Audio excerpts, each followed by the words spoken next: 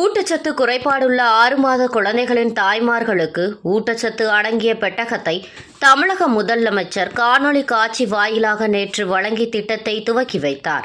சமூக நலன் மற்றும் மகளிர் உரிமைத்துறை ஒருங்கிணைந்த குழந்தை வளர்ச்சி திட்டப்பணிகள் துறை சார்பில் ஊட்டச்சத்தை உறுதி செய் திட்டத்தின் கீழ் ஊட்டச்சத்து குறைபாடுள்ள 6 மாத குழந்தைகளின் தாய்மார்களுக்கு ஊட்டச்சத்து பெட்டகம் 2ஆம் கட்ட துவக்க விழாவை தமிழக முதல்வர் நேற்று தொடங்கி வைத்தார்.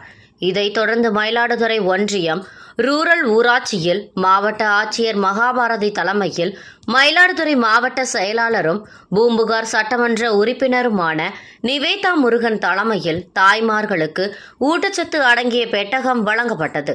இந்நிகழ்வில் எம்எல்ஏக்கள் பன்னீர்செல்வம், ராஜகுமார், மயிலாடுதுறை நகரமன்ற தலைவர் செல்வராஜ், மாவட்ட துணை செயலாளர் செல்வமணி, ஒன்றிய செயலாளர் முருகமணி மற்றும் துறை சார்ந்த அரசு அதிகாரிகள் பலர் கலந்து கொண்டனர்.